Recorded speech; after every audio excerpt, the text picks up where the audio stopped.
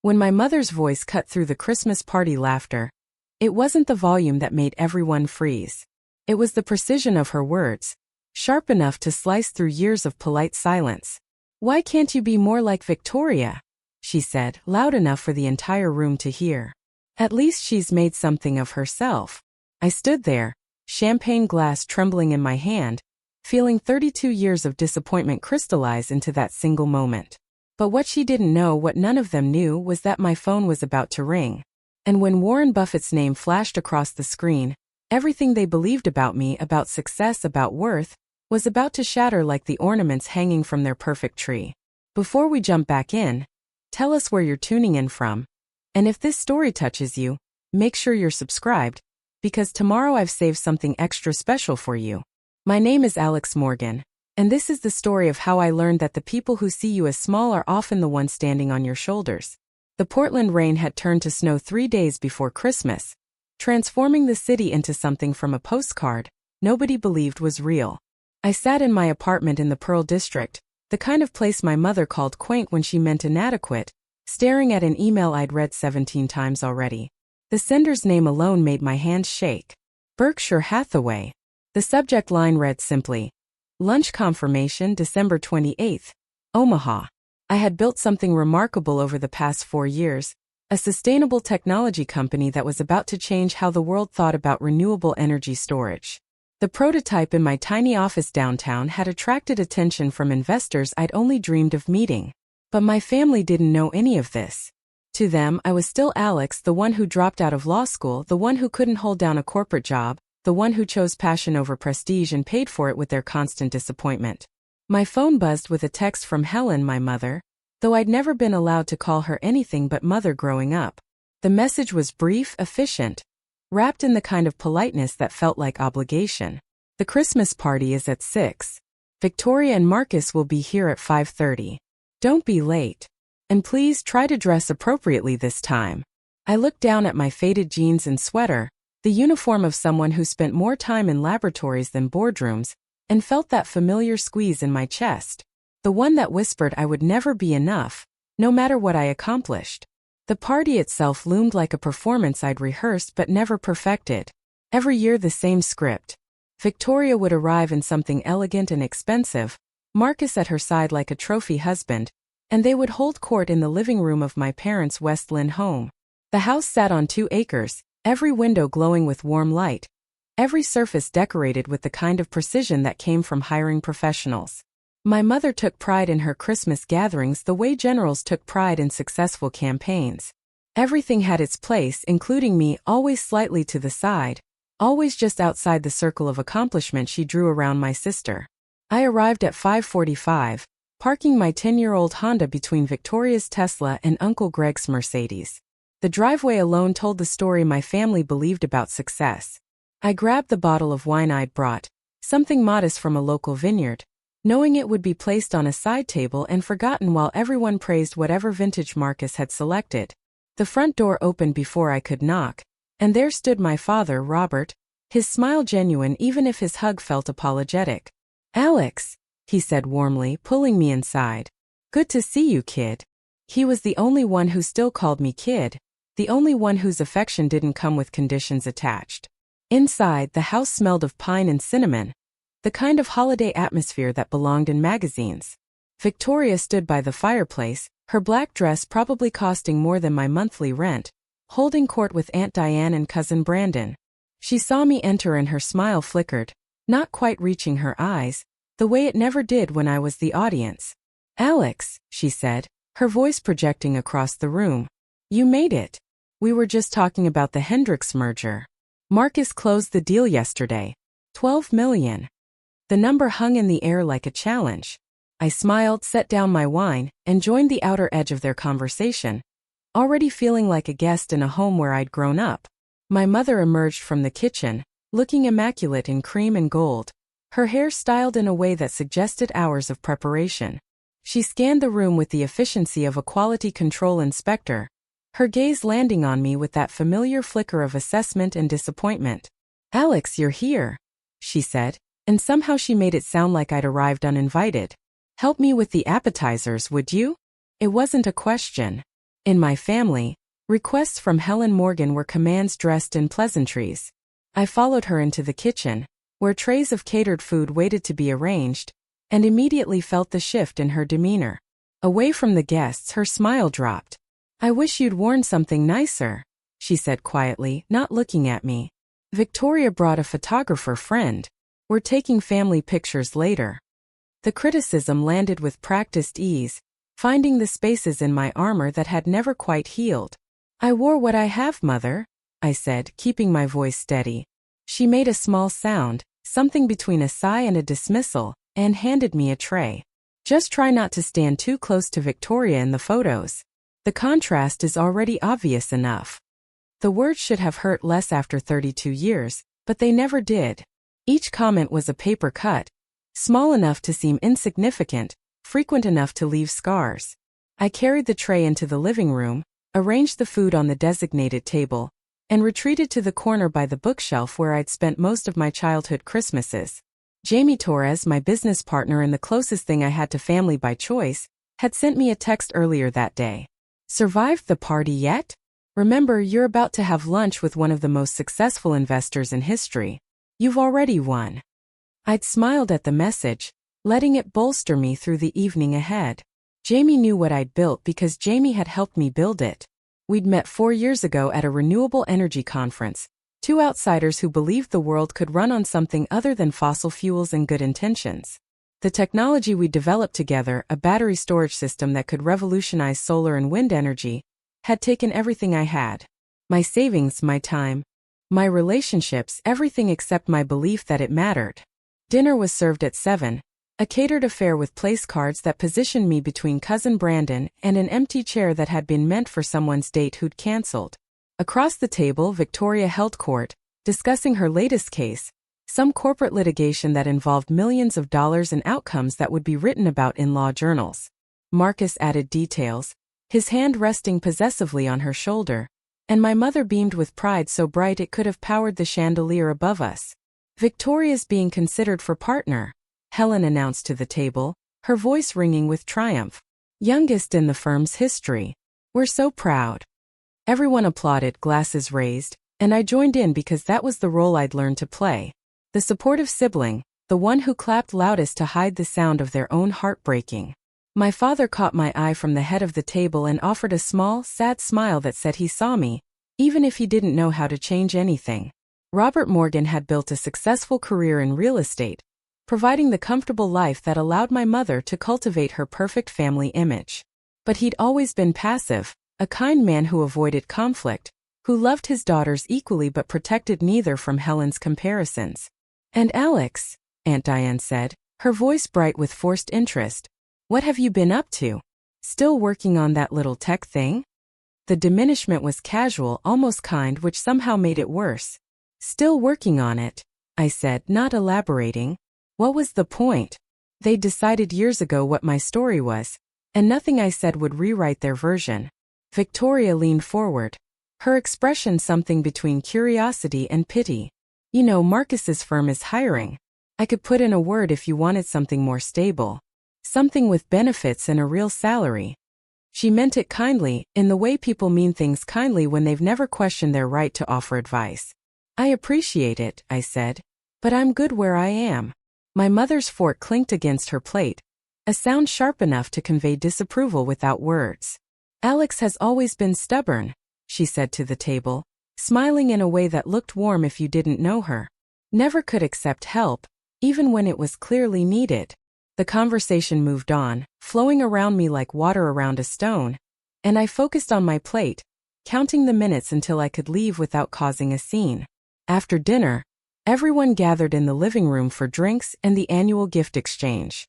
My mother had rules for this too, a spending limit, a requirement that gifts be thoughtful and appropriate. I'd brought books for everyone, carefully selected, knowing they'd be received with polite thanks and forgotten by New Year's. Preparing and narrating this story took us a lot of time, so if you are enjoying it, subscribe to our channel, it means a lot to us. Now back to the story. Victoria's gifts came in elegant boxes from stores I couldn't afford to window shop in. She gave Mother a scarf from Paris, Father cufflinks engraved with his initials, and me a planner for the new year. To help you get organized, she said brightly. And I wondered if she knew how condescending she sounded or if it was simply her default setting when addressing me. The photographer arrived at 9, a friend of Victoria's from college who set up lights and directed us into position for the family portrait. My mother fussed with everyone's placement, adjusting angles, smoothing hair, making sure the picture would reflect the image she wanted the world to see. When she got to me, she hesitated, her hand hovering near my shoulder, before gently guiding me to the back row, partially behind my father. Just step back a touch, she murmured. The lighting's better there. I stepped back, made myself smaller, and smiled when the photographer counted down.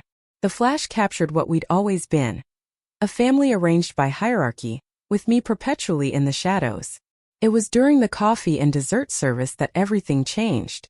We were in the living room, the conversation flowing with wine-loosened ease, when my mother decided to make her disappointment public.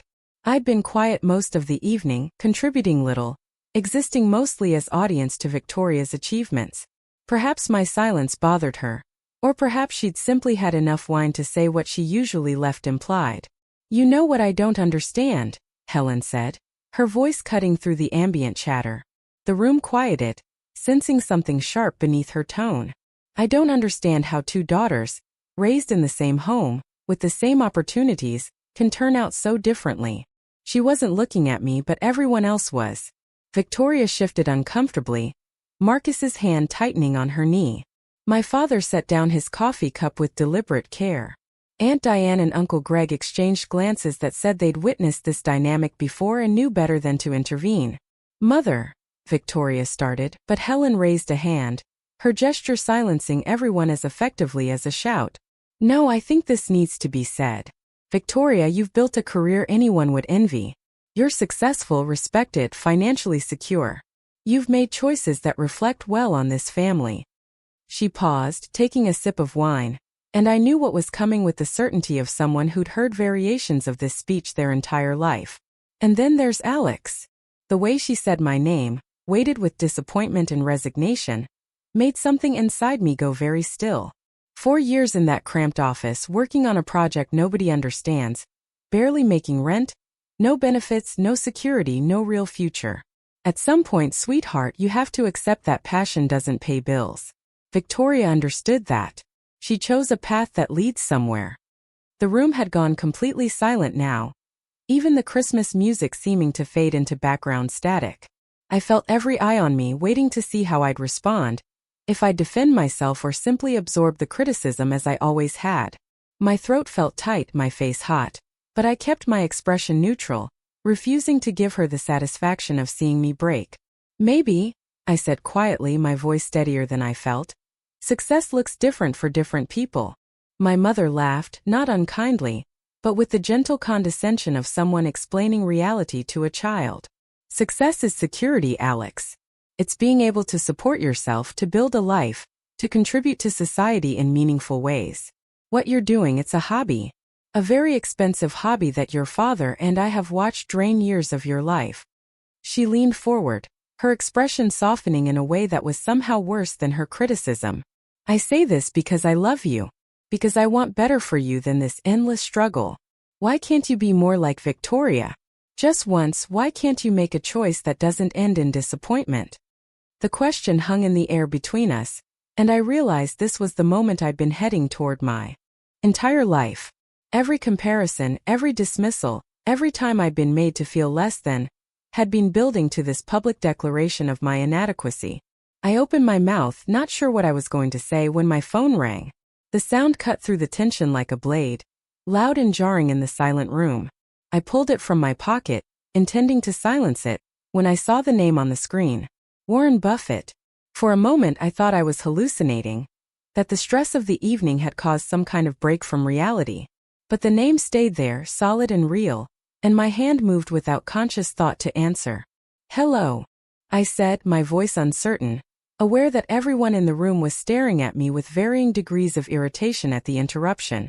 The voice on the other end was warm, slightly gravelly, unmistakably real. Alex? Warren Buffett here. I hope I'm not catching you at a bad time. My heart stopped, stuttered, then raced. No, I managed. No, this is fine. He chuckled, the sound of someone who'd made 1,000 important calls and knew the impact his name carried. I wanted to confirm our lunch meeting on the 28th. My team's been reviewing your battery technology and I have to tell you what you've built is extraordinary. We need to discuss investment terms in person. I'm thinking we start with 15 million, but I suspect that number's going to climb considerably once we dig into the details. The silence in my parents' living room had transformed from awkward to suffocating in the seconds it took for Warren Buffett's words to register. I stood there, phone pressed to my ear, watching my mother's face cycle through confusion, irritation, and something that might have been the first flicker of doubt. "I'm sorry," I said into the phone, my voice steadier now. "Could you repeat that? I want to make sure I heard correctly." Warren chuckled again. That grandfatherly warmth that had disarmed countless CEOs and world leaders. 15 million to start, Alex. Your sustainable battery storage system is exactly what the renewable energy sector has been waiting for. The efficiency numbers your team sent over, the scalability potential, the manufacturing cost projections, it's all incredibly impressive. But we can discuss the details when you're in Omaha. I just wanted to touch base personally and let you know how excited we are about this partnership. My hand trembled slightly as I held the phone, aware that every person in the room was now leaning forward, straining to hear the other side of the conversation. Victoria's champagne glass had stopped halfway to her lips. Marcus had straightened in his seat, his corporate lawyer instincts clearly catching the significant phrases filtering through my half of the dialogue. My father's expression had shifted from his usual diplomatic neutrality to something approaching wonder. "Thank you, Mr. Buffett," I said, and the name landed in the room like a grenade. "I'll see you on the 28th. I'm looking forward to discussing the partnership in detail." We exchanged a few more pleasantries, confirmed the time and location, and when I ended the call, the silence that followed was profound enough to hear the snow falling outside the windows. Helen Morgan, my mother, the woman who had just publicly dissected my life choices in front of the entire family, stared at me with an expression I'd never seen before. Her mouth opened, closed, opened again, searching for words that wouldn't come. It was Victoria who spoke first, her voice carefully controlled in that lawyer way she had when she was processing information faster than she could articulate it. "Did you just take a phone call from Warren Buffett?" she asked. "On Christmas Eve?" I slid my phone back into my pocket, my hand still shaking but my voice finding a strength I hadn't known I possessed. "Yes," I said simply. "We're having lunch next week to discuss his investment in my company." Uncle Greg set down his drink with enough force to slosh scotch onto the mahogany side table my mother treasured. "Investment," he repeated. "What investment? What company?" And there it was, the question that opened the door I'd kept closed for 4 years. The door that protected my work from their skepticism, my dreams from their diminishment, my progress from their judgment. I told myself I was waiting until everything was certain, until the technology was proven, until I had something undeniable to show them. But standing there in that perfectly decorated living room, feeling the weight of my mother's recent words still hanging in the air like smoke, I realized I'd been protecting something else entirely. I'd been protecting myself from the possibility that even success wouldn't be enough to change how they saw me. "The company I've been building for the past 4 years," I said, my voice gaining confidence with each word. "The one you called a hobby, Mother? The cramped office you dismissed? That's where my team and I developed a revolutionary battery storage system for renewable energy. We've created technology that can store solar and wind power with 93% efficiency, at half the cost of anything currently on the market. The prototype has been tested by 3 independent laboratories, and the results have been verified by some of the leading energy researchers in the world." I watched their faces as I spoke, seeing the calculations happening behind their eyes, the recalibration of their understanding of who I was and what I'd been doing while they'd written me off as the family disappointment. Marcus leaned forward, his corporate instincts overriding his surprise. 93% efficiency, he said. "That's not just revolutionary, that's market disrupting. If those numbers are real, you're talking about transforming the entire renewable energy infrastructure." He paused, his eyes narrowing slightly. "Warren Buffett doesn't invest in maybes. If he's offering 15 million as a starting point, he's seen validated data. Real verified, replicable results." I nodded, feeling a strange mix of vindication and sadness. Of course, Marcus would be the first to truly grasp what this meant. He lived in the world of venture capital and corporate acquisitions, where numbers were truth and potential was currency. The data's been validated, I confirmed, multiple times by multiple sources. We're 3 months from filing our final patents and 6 months from beginning production partnerships. My father stood up slowly, his movement drawing everyone's attention. Robert Morgan was not a demonstrative man, but the expression on his face was one I'd never seen before, pride mixed with something that looked almost like regret. "Alex," he said quietly, crossing the room to stand in front of me, "why didn't you tell us? For years, all this time, why didn't you say anything?" The question was gentle, without accusation, but it cut deeper than my mother's earlier criticisms because it was asked with genuine confusion. I looked at him, this kind man who'd loved me but never protected me from the comparisons, and felt something crack open in my chest. Because every time I tried to talk about my work, I was interrupted with job offers, advice about getting something stable, suggestions that I was wasting my time. Because passion projects don't deserve respect in this family, unless they come with a corporate title and a 6-figure salary. I turned to face my mother, who still hadn't spoken, her face pale beneath her carefully applied makeup. "You asked me why I couldn't be more like Victoria," I said, and my voice was steady now, clear and unwavering. "The answer is because I never wanted to be. Victoria chose a path that made sense to you, that fit into your understanding of success. She's brilliant at what she does, and I've never once begrudged her that. But I chose a different path, one that terrified me every single day. One that meant living in a cramped apartment and working 100-hour weeks and risking everything on the possibility that I could create something that mattered. Not something that would impress you, but something that would actually change the world." Aunt Diane made a small sound, something between a gasp and a laugh, and I realized my hands were clenched at my sides, my entire body vibrating with 4 years of suppressed frustration and hurt. Every Christmas, every family dinner, every phone call, I've sat here and absorbed your disappointment like it was my responsibility to carry it. I've watched you celebrate Victoria's achievements, which she absolutely deserves, while treating my life's work like an embarrassing phase I'd eventually outgrow. And tonight, in front of everyone we know, you decided to make it explicit. To finally say out loud what you've been implying for years, that I'm the daughter who couldn't measure up, who made the wrong choices, who was too stubborn or too stupid to understand what real success looks like. Helen finally found her voice, and when she spoke, it came out thin and uncertain. "Alex, I didn't mean it like that. I was concerned about your future, about your stability." I shook my head, cutting her off. "You meant exactly what you said, Mother. You always do. You're just not used to being wrong about me." The words hung between us, sharp and final, and I saw something shift in her expression, a crack in the armor of certainty she'd always worn when discussing my life choices. Victoria stood up, setting down her champagne with careful precision. "Alex," she said, her lawyer voice activating, the one she used to mediate conflicts and find middle ground. "I think everyone's a bit shocked right now. This is incredible news, truly, but maybe we should all take a breath and process what's happening." I looked at my sister, this woman I'd spent my entire life being compared to, and felt a complicated tangle of emotions I couldn't begin to unravel. "There's nothing to process, Tori," I said, using the childhood nickname I hadn't spoken in years. "I've spent 4 years building something extraordinary, while everyone in this room assumed I was failing. And I let you assume it because somewhere deep down, I believed that if I couldn't make you proud on your terms, then maybe I didn't deserve to exist on mine. But tonight, when Mother asked why I couldn't be more like you, something broke.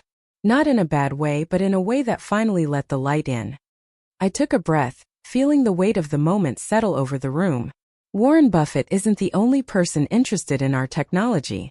We've had inquiries from Tesla, from the European Union's Renewable Energy Consortium, from 3 different venture capital firms in Silicon Valley. We've been keeping it quiet while we finalized our patents, but the preliminary interest alone has valued the company at somewhere between $80 and $100 million. The number hit the room like a physical force. Cousin Brandon choked on his wine. Uncle Greg's face went through several shades of red. Marcus muttered something under his breath that sounded like a calculation. And my mother, Helen Morgan, the woman who had orchestrated this entire evening to showcase her perfect family, simply stared at me as if I were a stranger who'd wandered into her living room wearing her daughter's face. 80 million, she repeated, the words barely audible. Your little hobby, the one in the cramped office, is worth $80 million? I could have been kind in that moment. I could have softened the blow, reassured her that her concerns had been natural, that she couldn't have known.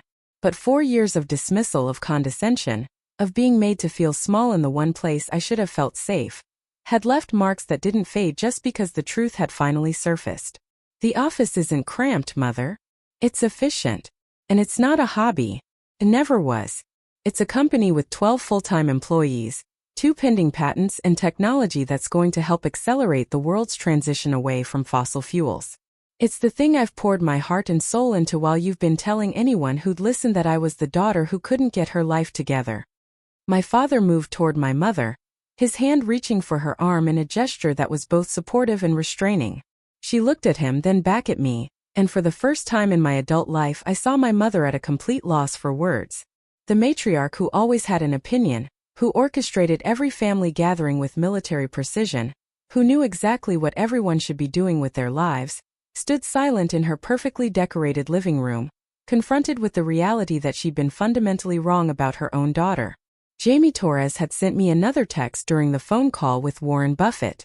I pulled out my phone and read it now, needing the grounding presence of someone who actually knew me, who'd been there through the failures and breakthroughs in 3 a.m. problem-solving sessions that had built what we'd created. The message was simple. You still there? Need an extraction? I smiled despite everything, despite the tension crackling through the room like static electricity, despite the way my mother's face had gone pale and my sister looked like she was trying to solve an impossible equation. I typed back quickly. I think I'm good. Might need a drink later though. The response came immediately. I'm at Groundwork Cafe. Come by when you're done being a superhero. I looked up from my phone to find everyone still staring at me, waiting for something, though I wasn't sure what. An explanation? An apology? Some way to rewind the evening back to before Warren Buffett's call had shattered the carefully constructed narrative of my inadequacy? I should go, I said finally, the words feeling both liberating and terrifying. Victoria stepped forward, her hand reaching out as if to stop me. Alex, wait. We should talk about this. Really talk. I met her eyes, seeing genuine concern there mixed with something that might have been guilt. My sister wasn't cruel, had never been deliberately unkind. She'd simply accepted our mother's framing of our lives, had believed the story that her success somehow illuminated my failure by contrast. We can talk, Tori, I said gently. But not tonight. Tonight, I need to be somewhere where people see me for who I actually am, not who they've decided I should be. My father walked me to the door, his movements slow and deliberate, like he was processing something too large to fully grasp. In the hallway, away from the others, he pulled me into a hug that felt different from the one that had greeted me just hours earlier. This one held regret, apology, and a recognition that couldn't be put into words. I'm proud of you, kid, he whispered against my hair. I should have said it more. Should have asked more questions, should have listened better. Your mother, she just wanted security for you. But she went about it all wrong. We both did. I hugged him back, feeling tears prick at my eyes for the first time that evening. I know, Dad. I know. He pulled back, his hands on my shoulders, his eyes searching my face. Warren Buffett, he said, shaking his head slightly. My daughter is having lunch with Warren Buffett to discuss a $15 million investment in technology she created. Jesus, Alex. That's extraordinary. I grabbed my coat from the closet, feeling the weight of the evening settling into my bones. Behind us, I could hear low voices in the living room, the urgent tones of people trying to make sense of information that didn't fit their established understanding of reality. My mother's voice rose above the others briefly, something about needing to sit down, and I felt a complicated mix of satisfaction and guilt. I'd wanted to prove them wrong, had fantasized about this moment more times than I cared to admit, but now that it was here, it didn't feel quite like I'd imagined. The vindication was real, but it was wrapped in sadness, in the recognition of all the years we'd spent talking past each other, seeing different versions of the same life. Do you want me to come with you? My father asked. Talk to your mother. Help smooth things over? I shook my head, pulling on my coat. No, Dad. This is something she needs to sit with. They all do. For 4 years, they've had a story about who I am and what my life means. That story just got rewritten, and they need time to process it without me there to manage their reactions. The snow had picked up since I'd arrived, transforming the manicured neighborhood into a winter postcard. I sat in my Honda for a long moment before starting the engine, watching through the window as shapes moved behind the curtains of my parents' house. The Christmas lights they'd strung so carefully seemed garish now, too bright against the soft darkness of the snow. My phone buzzed with messages, first from Victoria. Please don't leave angry. I'm sorry for how tonight went. I had no idea about any of this. Then from Marcus. Your battery tech, the specifications you mentioned, I'd love to see the white papers. What you've described could be worth significantly more than 80 million if the data holds. And finally, surprisingly, from my mother, come back inside. We need to talk about this properly. I read them all but didn't respond, not yet. Instead, I started the car and pulled out of the driveway, leaving the perfect house and the perfect party, and the perfectly shocked family behind me. Groundwork Cafe sat in a quiet corner of downtown Portland, the kind of place that stayed open late for insomniacs and artists and people who needed somewhere to exist outside the normal rhythms of the world. Jamie was at our usual table by the window, 2 cups of coffee already waiting, steam rising in lazy spirals. They looked up when I walked in, snowflakes melting in my hair, and their expression shifted from concern to relieved. You're alive, they said. I was 50-50 on whether you'd murder someone or have a breakdown in the bathroom. I slid into the seat across from them, wrapping my hands around the warm coffee cup, feeling the adrenaline that had carried me through the confrontation finally beginning to ebb. Neither, I said, though it was close a few times. Jamie leaned back, studying my face with the familiarity of someone who'd seen me at my worst and best. So Warren called? They nodded. During your mother's Christmas party. During her annual performance review of your inadequacy. Perfect timing. I laughed, the sound surprising me, and felt something tight in my chest finally start to loosen. He called right after she asked why I couldn't be more like Victoria. I said. Right after she told the entire room that my passion project was really just an expensive hobby draining years of my life. The timing was so perfect it felt scripted. Jamie grinned, the kind of smile that said they appreciated the cosmic irony of the universe. What did you tell them? I took a long sip of coffee, feeling the warmth spread through me, grounding me back in my body after the surreal evening. I told them everything. The efficiency numbers, the patent applications, the preliminary valuations, all of it.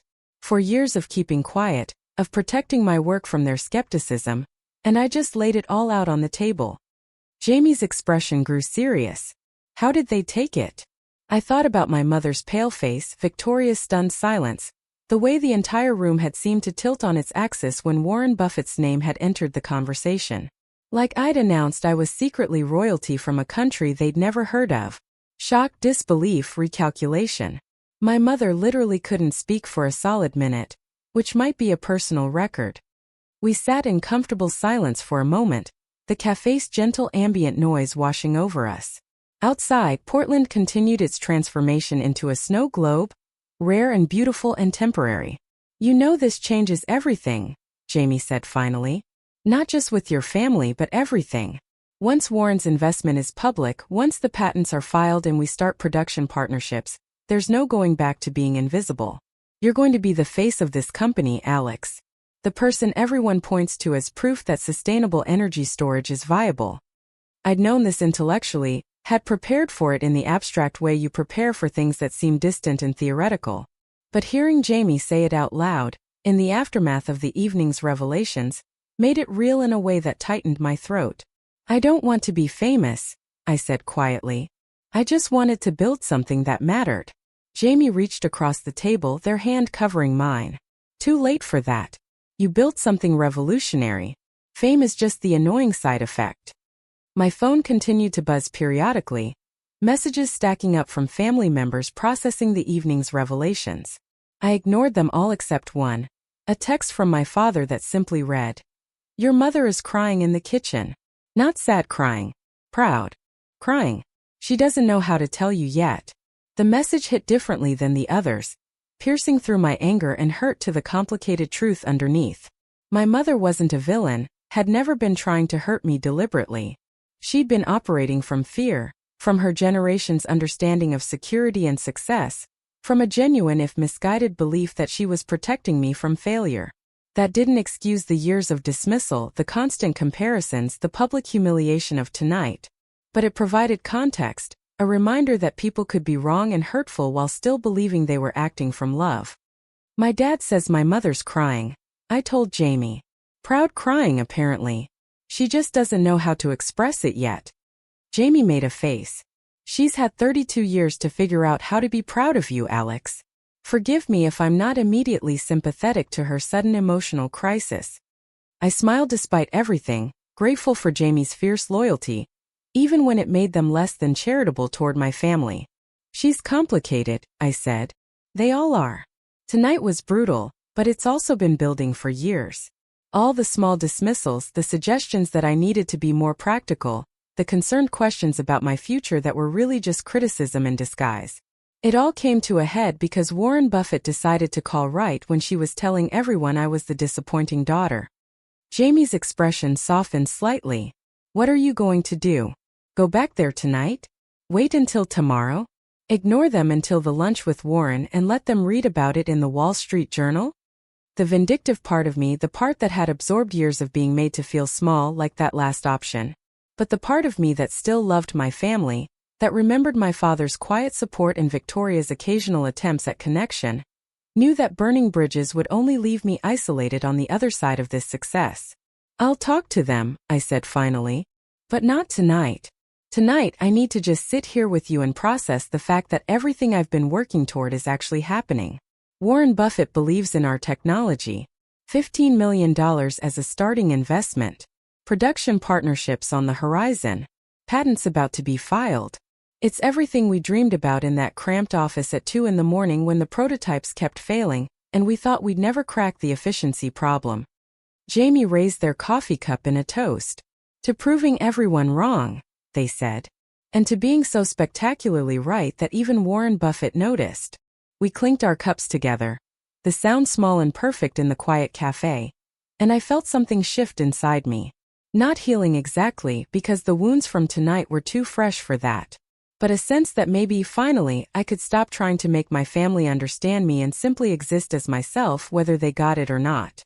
The snow continued to fall as we talked, mapping out the next steps for the company, discussing the meeting in Omaha, planning for the media attention that would inevitably follow Warren's investment announcement. By the time I left Groundwork Cafe, it was past midnight, technically Christmas Day, and the world felt hushed and new.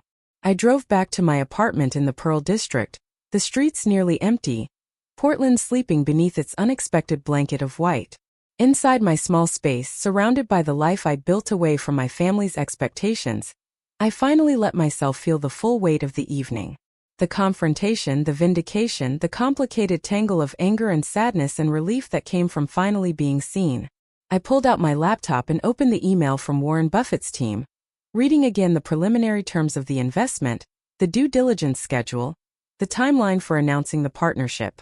It was real, all of it, more real than anything I'd ever accomplished. My phone lit up one more time before I went to bed. A text from Victoria. I've been thinking about tonight, about all the Christmases before tonight, and I realize I've been complicit in making you feel invisible. I'm sorry, Alex. I'm proud of you. I always have been, I just didn't know how to say it when Mom was so focused on her version of success. Can we have coffee this week? Just us? I read the message 3 times, feeling the sincerity beneath the carefully chosen words, recognizing my sister's olive branch for what it was. An acknowledgement that our family's dynamic had been broken, that she benefited from being the golden child while I'd absorbed the role of disappointment, and that maybe, finally, we could build something different. I typed back, coffee sounds good. But Tori, I need you to understand something.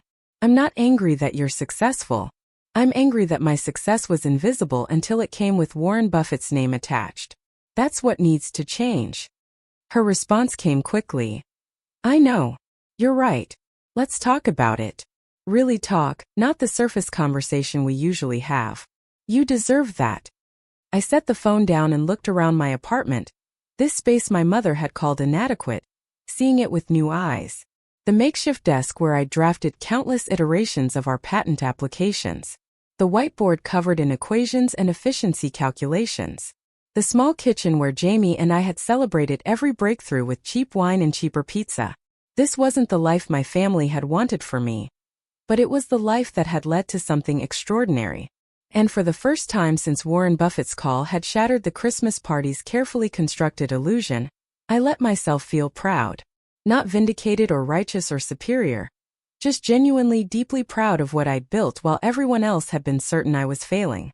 The snow had stopped by the time I finally went to bed, leaving Portland transformed and silent. Tomorrow would bring more conversations, more processing, more navigation of the complex terrain between who my family thought I was and who I'd actually become. But tonight, on Christmas Eve turning into Christmas Day, I let myself simply exist in the truth that I'd been right all along. That passion and security weren't opposing forces, that success could look different from what my mother had imagined, and that sometimes the best gift you could give yourself was the courage to be exactly who you were, even when everyone around you was certain you should be someone else. Christmas morning arrived with pale light filtering through my apartment windows, the snow from the night before creating a muffled quiet that made Portland feel like a different city entirely. I woke to 47 new messages, a number that would have seemed absurd any other day but made perfect sense given that I'd essentially detonated a bomb in the middle of my family's carefully constructed reality. I made coffee before looking at any of them, needing the ritual of grinding beans and waiting for water to boil, the familiar motions that grounded me when everything else felt unmoored. My hands were steadier than they'd been last night, my mind clearer. But there was still a tremor of unreality running through everything. Warren Buffett had called me. My mother had publicly declared me a disappointment. I'd revealed 4 years of hidden success in a single conversation.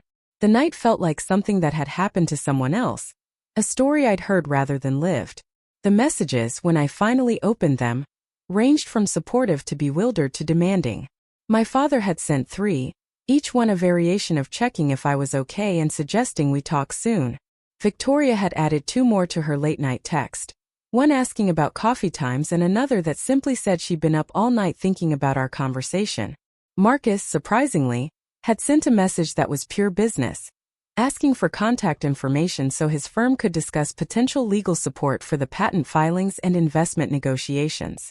Aunt Diane's text was brief and slightly defensive, claiming she'd always known I was working on something important, which was a fascinating revision of history given her little tech thing comment from the night before. Cousin Brandon had sent a friend request on LinkedIn, which felt both opportunistic and perfectly in character. And my mother, Helen, had sent a single message at 6 in the morning. Please come to breakfast. Just family. No performance, no audience. We need to talk properly. I stared at that last message for a long time, weighing the invitation against the wounds from the night before. The part of me that wanted to maintain distance, to let them sit with their shock and recalibrate their understanding without my presence to complicate it, argued for staying away. But another part, the one that still remembered childhood Christmases before the comparisons became unbearable, the part that loved my father's quiet kindness and recognized my sister's genuine attempt at reconciliation, knew that avoiding the conversation would only calcify the hurt into something permanent. I texted back, I'll come at 10. But mother, if this turns into another performance review of my life choices, I'm leaving. I mean it. Her response came immediately. No performance. Promise. Just honest conversation. That's all I'm asking for. Jamie called as I was getting dressed, their voice still rough with sleep. Please tell me you're not going back there today, they said without preamble. Please tell me you're giving yourself at least 24 hours before you walk back into that house. I pulled on jeans and a sweater, the same casual style that had bothered my mother so much last night, and felt a small spark of defiance at maintaining it. I'm going for breakfast, I said. Just immediate family. My mother promised it wouldn't be a performance. Jamie made a sound that was half laugh, half groan. Alex, your mother's entire life is a performance. She doesn't know how to exist without an audience and a script.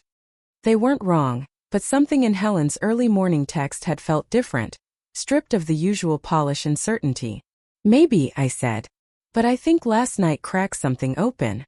And if there's any chance of building something real with them, something that isn't based on their disappointment or my need to prove myself, I have to at least try. The drive to West Lynn felt longer in daylight, the snow-covered streets reflecting bright winter sun that made everything look clean and possibility-filled. I practiced what I might say, running through versions of conversations in my head, but none of them felt right. How did you explain to your family that their love had felt conditional for so long that you'd stopped believing you deserved it? How did you articulate that success without their recognition had been both liberating and lonely? These weren't conversations with scripts or neat resolutions. They were the messy, complicated discussions that required vulnerability from people who'd spent years protecting themselves from each other. My father opened the door before I could knock, as if he'd been watching for my car. His hug was immediate and tight, and when he pulled back, his eyes were red-rimmed in a way that suggested he hadn't slept much either. "Thank you for coming," he said quietly. "I know it would have been easier to stay away." Inside, the house looked different in morning light, the elaborate Christmas decorations that had seemed so perfect last night now appearing slightly desperate, as if my mother had been trying to create something beautiful enough to distract from the dysfunction underneath. The living room had been cleaned, all evidence of the party removed, and the house smelled of coffee and something baking, my mother's default response to stress or emotion. Helen stood in the kitchen doorway, still in her robe, her hair unstyled, her face bare of makeup. I'd seen my mother without her armor so rarely that the sight stopped me in the hallway. She looked older, smaller, vulnerable in a way that made something in my chest tighten. "Alex," she said, and her voice cracked slightly on my name. "Thank you for coming. I wasn't sure you would." Victoria appeared from the kitchen carrying a tray of coffee mugs, and I noticed she was also dressed casually. Her usual polished appearance softened into something more accessible. "I made your favorite," she said, gesturing to the kitchen. "The cinnamon rolls from that bakery on Hawthorne. Marcus is staying at our place, giving us space. This is just us." We settled in the breakfast nook, a small sun-filled space that had always been my favorite part of the house, away from the formal dining room where so many uncomfortable family meals had played out.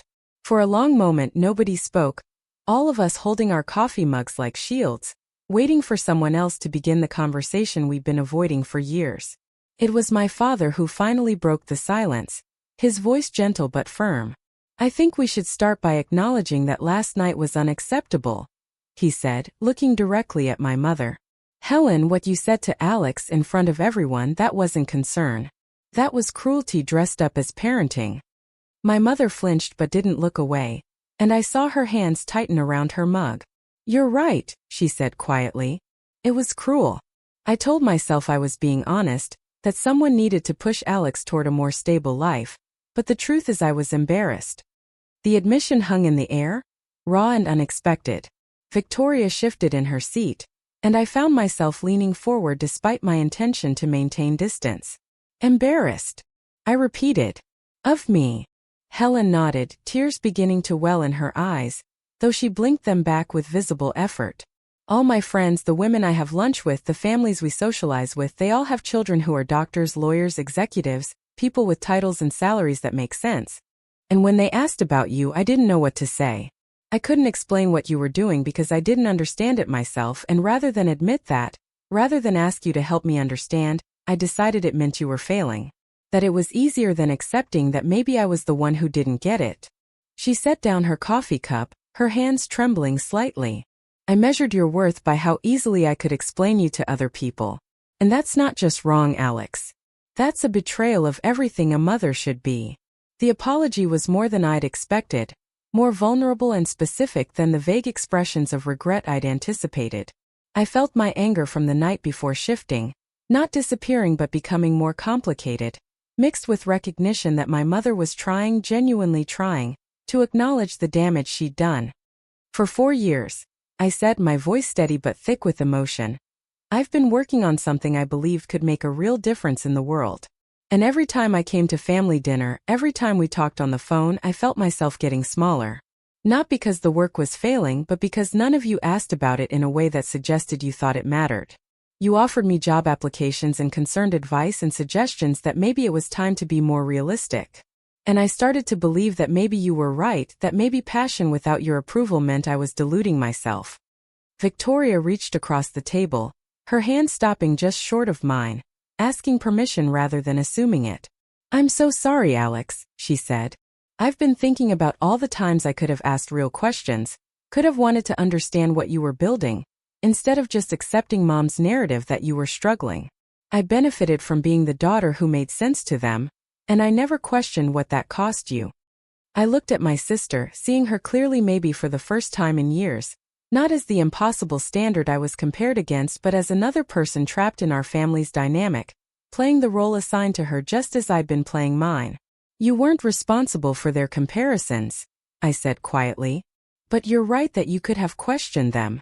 We both could have fought harder against the roles they cast us in." My father cleared his throat, drawing our attention. "I need to apologize too," he said. "I saw what was happening, saw how your mother's concerns were turning into criticism, how the comparisons were hurting you both, and I told myself it wasn't my place to interfere, that you were all adults and needed to work it out yourselves. But that was cowardice dressed up as respect for your independence. I should have said something years ago." The breakfast nook had become a confessional, all of us finally speaking truths that had been festering beneath the surface of our carefully maintained family facade. It was uncomfortable and painful and necessary, the kind of conversation that couldn't happen when we were performing our roles for extended family and friends. "The thing is," I said, looking at each of them in turn, "Warren Buffett's phone call doesn't change anything fundamental about who I am or what I've been doing. The work was always valuable, the technology was always revolutionary, my choices were always valid. His investment just made it visible to you in a way you couldn't dismiss." Helen nodded slowly, wiping at her eyes with a napkin. "You're absolutely right. And that's what I've been sitting with all night, the realization that I needed external validation from someone like Warren Buffett before I could see what was right in front of me all along. My daughter, my brilliant daughter, was changing the world, and I was too busy comparing her to my friends' children's corporate jobs to notice." She stood up suddenly, crossing to the window, her back to us as she looked out at the snow-covered yard. "I don't know how to fix this," she said, her voice barely audible. "I don't know how to undo years of making you feel invisible. But I want to try. I want to understand what you've built, not so I can explain it to my friends, but because it's your life's work and I should have cared enough to understand it all along." Victoria pulled her laptop from her bag, setting it on the table with a decisive click. "Then let's start now," she said, looking at me with an intensity one recognized from her courtroom work. "Alex, tell us about the technology. Not the version you'd give investors, not the elevator pitch. Tell us what you're actually doing, why it matters to you, what the breakthroughs were, what kept you up at night. Help us understand." I hesitated, old habits of protection making me want to deflect, to give them the simplified version that wouldn't require real engagement.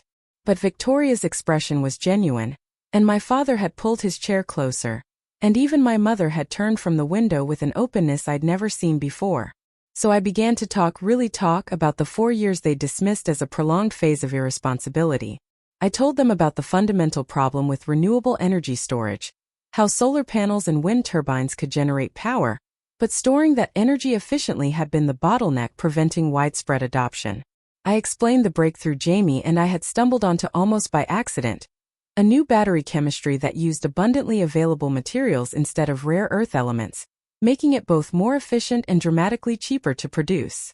I walked them through the hundreds of failed prototypes, the nights we thought we'd have to give up, the moment when the efficiency numbers finally hit 93% and we realized we'd actually done it.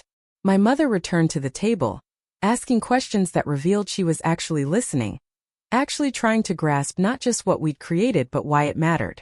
"So this technology," she said slowly, "it means homes could run entirely on solar power? Even at night, even during winter?" I nodded, feeling the familiar excitement that came from explaining the implications of our work. "Exactly. And not just homes. Entire communities, eventually entire cities. The technology scales in ways current battery systems don't." Victoria was taking notes on her laptop, her legal mind already thinking through applications and implications. "The patent protection on this must be incredibly complex," she said. "You're not just patenting a product, You're patenting a process, a chemistry, potentially multiple applications. I smiled, recognizing the shift in how she was engaging, treating my work with the same seriousness she brought to her corporate cases. We have 3 separate patent applications being filed simultaneously, I confirmed. The core battery chemistry, the manufacturing process, and the scaling methodology. Our lawyers think it's one of the most comprehensive renewable energy patent packages they've seen. My father leaned forward, his real estate developer mind catching on the practical implications. The production facilities for this, the partnerships you mentioned, you're talking about manufacturing at scale. That's not just technology development anymore, that's industrial infrastructure. We talked for over an hour, and somewhere in that conversation, something fundamental shifted. They stopped looking at my work as an inexplicable hobby and started seeing it as what it had always been. A serious scientific and business venture that required exactly the kind of dedication and intelligence they'd always valued, just applied in ways they hadn't understood. Helen asked about the team I'd built, and I told her about Jamie, about the engineers and researchers who joined us, about the culture we created in our supposedly cramped office. We have a policy, I explained. Every Friday afternoon we shut down work and just talk about why we're doing this. Everyone shares stories about climate change impact they've witnessed, communities that need access to reliable renewable energy, the future they want to build. It keeps us connected to the purpose behind the patents and profit projections. My mother's expression had gone soft, almost wistful. That sounds like the kind of workplace I wish I'd had, she said quietly. When I was younger, before I became a full-time mother and wife, I worked in environmental advocacy. Nothing glamorous, just grassroots organizing, but I cared about it so much. And then life happened, and I convinced myself that practical concerns mattered more than passion. Maybe that's why I pushed you so hard toward stability, Alex. I was projecting my own regrets onto your choices. It was the most honest thing my mother had ever shared about her life before she became Helen Morgan, hostess and matriarch. I'd known she'd worked in environmental advocacy, but she'd always mentioned it dismissively, as if it had been a youthful phase she'd outgrown. You gave up work you loved? I asked. She nodded, her hands wrapped around her coffee mug again, seeking its warmth. Your father's career was taking off, you girls needed attention, and someone had to manage the household. It made sense at the time, and I don't regret the choices exactly, but I think I buried the part of me that cared about making a difference.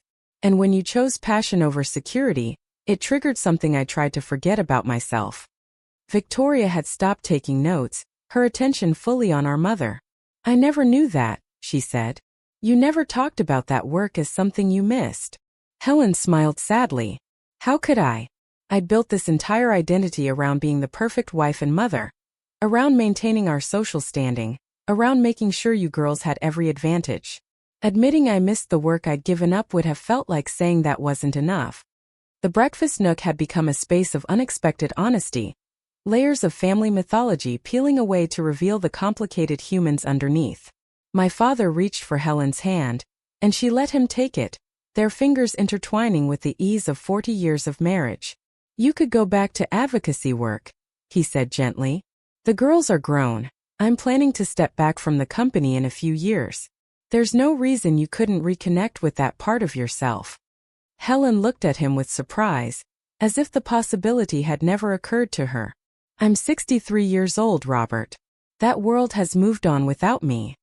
I leaned forward, an idea forming that felt both risky and right. Our company needs community outreach, I said.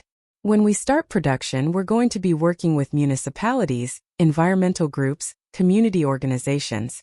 We need someone who understands both the technology and the grassroots advocacy side. Someone who can bridge that gap. My mother stared at me, processing what I was offering.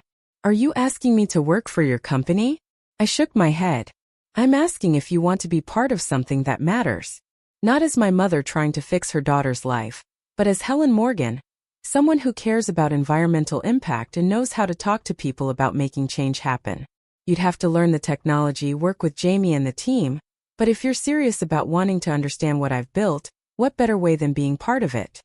The offer hung between us, and I saw Victoria and my father exchange glances that suggested they thought I was either incredibly generous or slightly insane. Maybe both. Helen's eyes had filled with tears again, But this time they spilled over, running down her cheeks unchecked. "After everything I said last night," she whispered. "After years of making you feel like you weren't enough, you're offering me a place in your world?" I thought about all the ways this could go wrong, how working with my mother could complicate the professional space I'd built, how it might blur boundaries that needed to stay clear. But I also thought about the look on her face when she'd admitted to burying the part of herself that cared about making a difference. And I recognized it because I'd felt that same buried passion every time I'd absorbed their criticism, and wondered if they were right about me. "I'm offering you a chance to reconnect with the work you loved," I said. "But Mother, it comes with conditions. You'd report to Jamie, not to me. You'd have to respect our company culture and processes. And you'd have to accept that this is my world, built my way. And it works precisely because it doesn't follow the corporate model you think success should look like." Helen nodded, wiping her eyes, something like hope dawning across her face. "I can do that," she said. "I want to do that. Not to fix things between us, though I hope it helps, but because you're right. I've spent 30 years playing a role that felt safe, and I've forgotten what it's like to be part of something that matters beyond my social circle." Victoria cleared her throat, and when I looked at her, she was smiling in a way I hadn't seen since we were kids, before the comparisons had driven a wedge between us. "Can I be honest about something?" she asked. Watching Alex talk about her work, seeing the way her whole face lights up when she explains the technology, I realized I don't have that. I'm good at what I do, successful by any measure, but I don't love it the way she loves what she's built. And maybe that's what's been underneath all of this, my quiet envy that she had the courage to follow something she actually cared about while I took the safe path. The admission surprised me more than anything else that morning. Victoria, the golden child, the one whose choices had always been celebrated, was confessing to envying the path I'd taken. "You could change paths," I said gently. "Success in one field doesn't lock you into it forever." She laughed, but it was tinged with sadness. "I'm a senior associate at one of the best firms in the city, Alex. I've spent 8 years building this career. The idea of starting over, of admitting I might want something different, it terrifies me." I understood that terror intimately, had lived with it through 4 years of choosing my passion over everyone's advice. "Terror means you're onto something real," I said. "The safe choices don't scare us because they keep us small enough to control. It's the big, honest choices that make our hands shake." My father, who'd been mostly quiet during this exchange, spoke up with uncharacteristic firmness. "I think we've all been living smaller than we needed to," he said. "Helen, maintaining the perfect house and perfect image. Victoria, building a career that looks good on paper but doesn't feed your soul. Me, staying quiet when I should have spoken up, playing it safe when I should have supported both my daughters in taking risks. And Alex, hiding her success because she didn't trust us to celebrate it." He looked around the table, meeting each of our eyes. "Last night was terrible, but maybe it needed to happen. Maybe we needed everything to break open so we could finally be honest about who we actually are instead of who we've been pretending to be." The cinnamon rolls had gone cold during our conversation, but Helen stood and began reheating them, the domestic gesture somehow not feeling like a retreat into her usual role but rather a moment to let everything we'd said settle. While she moved around the kitchen, Victoria pulled up her laptop again. But this time she wasn't taking notes about my technology. "I've been researching renewable energy law," she said. "There's a growing specialty in regulatory frameworks for sustainable technology. If I'm going to explore something different, maybe I start by bringing my legal skills to work that actually matters." She looked at me with hesitant hope. "Would your company need legal counsel? Someone who understands corporate structure, but could also navigate the environmental regulations you're going to face?" I felt a strange mix of excitement and concern. "Are you serious about this? Or is this a reaction to last night's drama?" Victoria closed her laptop, her expression sobering. "I'm serious. I've been thinking about leaving the firm for over a year, but didn't have a direction to move toward. This conversation, watching you defend work you believe in, it's clarified something I've been avoiding admitting to myself." My mother returned with warm cinnamon rolls, and we ate in thoughtful silence, each of us processing the unexpected directions the morning had taken. What had started as an apology breakfast had transformed into something else entirely, a reimagining of our family dynamic that felt both promising and fragile. I have a meeting with Warren Buffett in 3 days, I said finally. After that, after the investment is finalized in public, everything changes. The company will scale rapidly, the media attention will be significant, and there won't be space for figuring out family dynamics on the fly. So if we're going to do this, if Mother's going to join the company and Victoria's going to explore renewable energy law, we need to be clear about boundaries and expectations now. We spent the next hour mapping out what healthy family business boundaries might look like, with my father playing mediator when emotions ran high. Helen would start as a consultant, working with Jamie to develop community outreach strategies, with clear reporting structures that kept her role professional rather than maternal. Victoria would connect with our legal team to explore whether her firm could take us on as clients, or if not, what transitioning to environmental law might realistically look like. And I would work on trusting that their interest was genuine, that this wasn't just a reaction to discovering I was successful, but a real desire to reconnect with parts of themselves they'd buried. This is going to be messy, Victoria said as we were clearing the breakfast dishes. Us working together or adjacent to each other, while also trying to fix our family relationships. There's going to be moments where we slip back into old patterns. I nodded, appreciating her realism. Probably. But the old pattern was me making myself invisible while you all assumed I was failing. At least this mess will be happening in the light, with everyone actually seeing each other.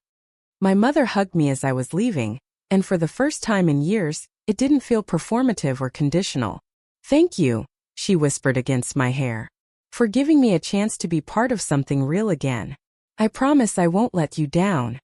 I pulled back, meeting her eyes. Mother, you can't let me down in this because you're not doing it for me.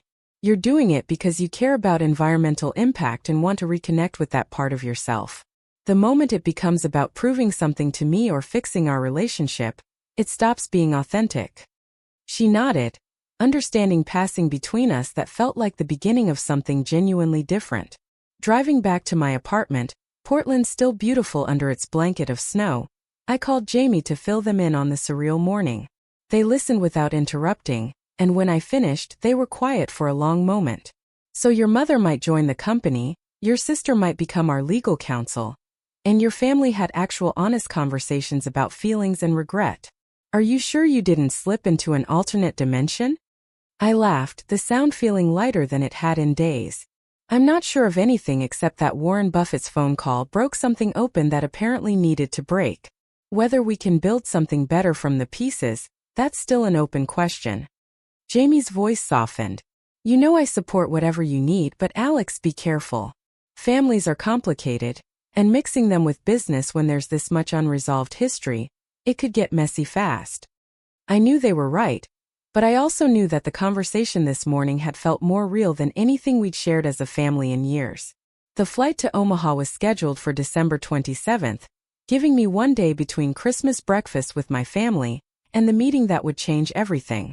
I spent that day in the office with Jamie and our core team, preparing presentations and financial projections, rehearsing answers to questions Warren Buffett might ask about scalability and manufacturing timelines. But underneath the professional preparation ran a current of disbelief that refused to settle. 3 months ago, we'd been wondering if we could afford to keep the office another year. Now I was boarding a plane to discuss a $15 million investment with one of the most successful investors in history. The cognitive dissonance was profound enough that I kept checking my email to confirm the meeting was real, that I hadn't imagined the entire thing during some stress-induced breakdown at my family's Christmas party. Jamie drove me to the airport there. Old Subaru rattling in ways that suggested it wouldn't survive another Portland winter. Remember, they said as we pulled up to departures, you've already won. The technology works, the data is validated, and Warren Buffett called you. This meeting is about partnership terms, not about proving yourself. I grabbed my bag from the back seat, suddenly wishing Jamie was coming with me. Their steady presence a counterweight to my anxiety. What if I freeze up? I asked. What if I get in that room and forget everything we've built? Jamie reached over, squeezing my hand with the familiarity of someone who'd been through every crisis and triumph of the past 4 years. Then you'll remember that you've already explained this technology to Nobel Prize-winning physicists, Department of Energy officials, and your mother on Christmas morning. If you could make Helen Morgan understand battery chemistry, you can handle Warren Buffett. The flight was uneventful, giving me 3 hours to oscillate between confidence and panic. I'd packed the prototype in a specialized case, its weight reassuring in the overhead bin, physical proof that what we'd built wasn't theoretical or aspirational but real and functional. The passenger next to me, a businessman absorbed in his laptop, had no idea he was sitting next to someone whose entire life was about to pivot. I wondered what he saw when he glanced at me. Probably just another tech worker heading to another meeting. Unremarkable and forgettable. The invisibility was comfortable in a way I was beginning to recognize as protective. Soon, if everything went according to plan, I wouldn't be invisible anymore. The thought was both thrilling and terrifying in measures I couldn't quite balance. Omaha in late December was colder than Portland, the kind of dry cold that made your lungs ache and your eyes water. I took a cab from the airport to the hotel Warren's assistant had recommended, a modest place that somehow made me feel better about the meeting ahead. If Warren Buffett was suggesting 3-star hotels instead of luxury accommodations, maybe the meeting would be more substance than show. I checked in, ordered room service, and spent the evening reviewing our materials one more time, until the numbers and projections blurred together and Jamie texted me to please stop working and get some sleep. I tried, but sleep came in fits and starts, dreams mixing memories of my mother's face when Warren called with images of the meeting going catastrophically wrong, my prototype failing to work, my explanations coming out garbled and unconvincing. Morning arrived with pale winter light and a text from Victoria. "You're going to be amazing today. Call me after, I want to hear everything."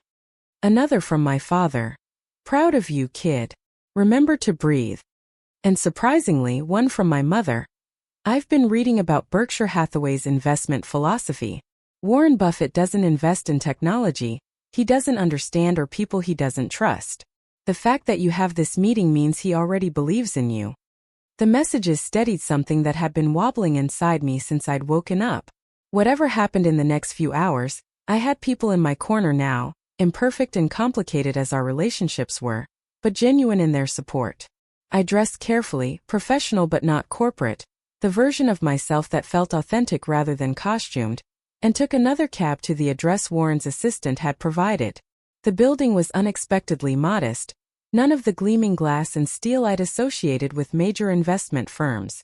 Inside, the receptionist greeted me warmly, checked my name against her list, and directed me to a conference room on the 3rd floor. "Mr. Buffett will be with you shortly," she said. "Can I get you coffee or water?" I accepted coffee, needing something to do with my hands, and settled into the conference room that was comfortable but unpretentious.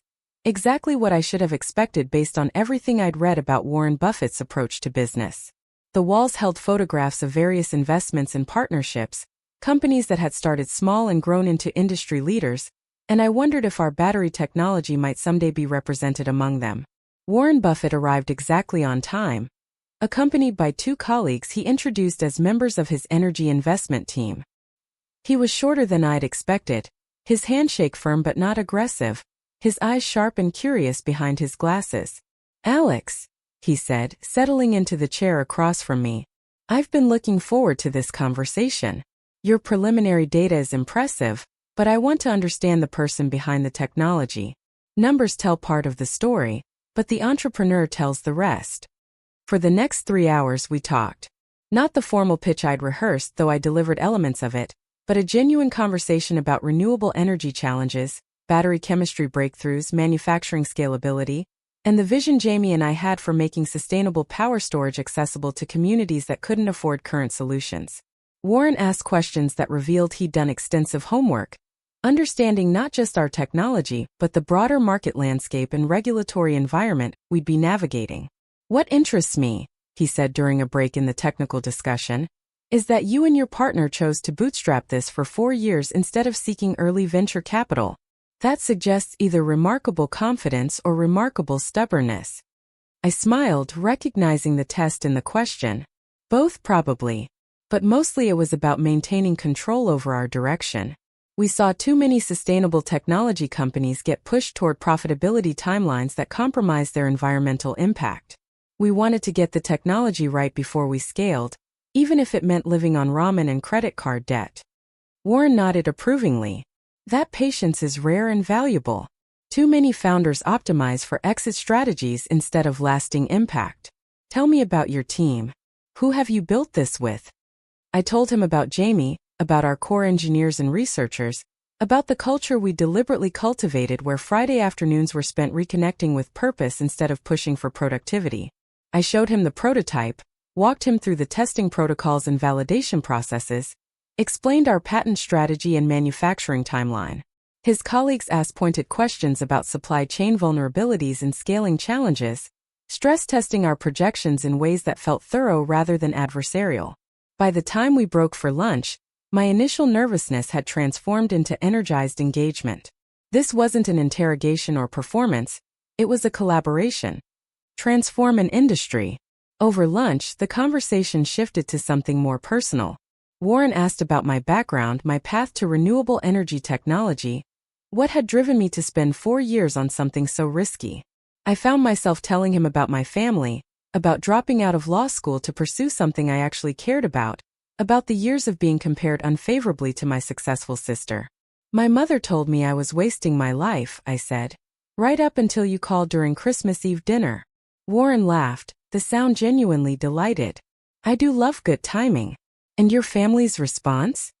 I thought about the complicated breakfast conversation, Helen's tears and Victoria's admissions, the fragile beginning of something more honest. They're trying to understand. It's messy and complicated, but we're talking in ways we haven't in years. Warren set down his fork, his expression turning thoughtful. Family and business make for complex combinations, he said. My own children have had to navigate their relationship to Berkshire Hathaway, figure out who they are separate from their father's success.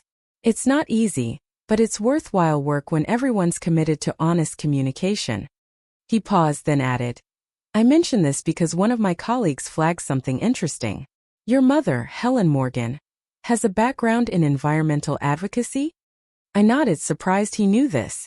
She did years ago. She's actually expressed interest in joining our company's community outreach efforts. Warren's smile suggested he'd anticipated this. That could be valuable or complicated, possibly both. My advice, based on decades of mixing family with business? Clear roles, clearer boundaries, and regular check-ins to address tensions before they calcify. If you can navigate that successfully, having people you trust in key positions is an asset. If not, it can undermine everything you've built. The afternoon session focused on investment structure and partnership terms. Warren's team walked through their proposed $15 million initial investment, what it would purchase in terms of equity and board representation, their expectations for scaling timeline and additional funding rounds.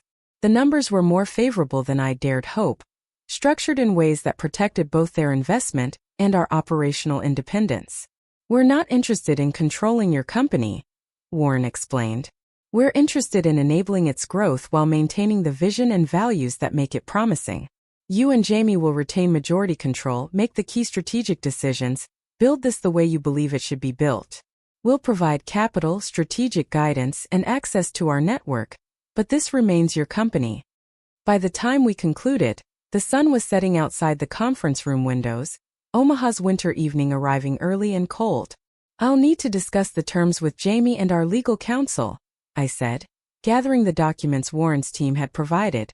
But preliminarily, this looks like exactly the kind of partnership we'd hoped for. Warren stood, extending his hand again. Take your time, review everything carefully, and let us know if you have questions or concerns.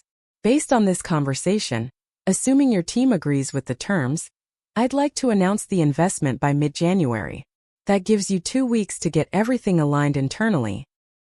He walked me to the elevator, his manner as warm and unpretentious as it had been throughout the meeting. You've built something remarkable, Alex, he said as the elevator doors opened.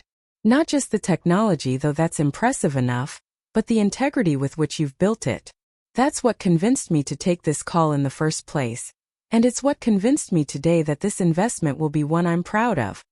The flight back to Portland felt surreal, the investment terms and Warren's words replaying in my mind on an endless loop. I'd gone to Omaha hoping for validation, and emerged with a partnership that exceeded everything I'd imagined. Jamie picked me up at the airport, reading my expression before I said anything. That good? They asked. Better, I managed. Jamie, we did it. We actually did it. We drove back to the office instead of my apartment, both of us too wired to sleep, and I walked Jamie through every detail of the meeting. The technical questions, the terms Warren's team had proposed, his advice about family business dynamics, his timeline for announcing the investment. By the time I finished, Jamie was grinning in a way I hadn't seen since the day our efficiency numbers first hit 93%. 15 million, they said, shaking their head in disbelief. With favorable terms and majority control retained. Alex, do you understand what this means? We can move out of this cramped office your mother hates so much. We can hire the team we need for production scaling. We can actually manufacture this technology at the volumes required to make a real environmental impact. The implications cascaded through my mind, each one opening new possibilities. We'll need to tell the team, I said. And my family, they'll want to know how it went. And our legal counsel needs to review the partnership documents. And the patent office, we should push to expedite those applications now that we have Berkshire Hathaway behind us. Jamie put a hand on my shoulder, grounding me before I could spiral into the endless list of tasks ahead. All of that happens tomorrow, they said gently. Tonight, we just sit with the fact that we succeeded. For years of work, of doubt, of people thinking we were crazy or foolish or wasting our potential, and we were right all along. I called my family from the office, putting them on speaker so Jamie could hear.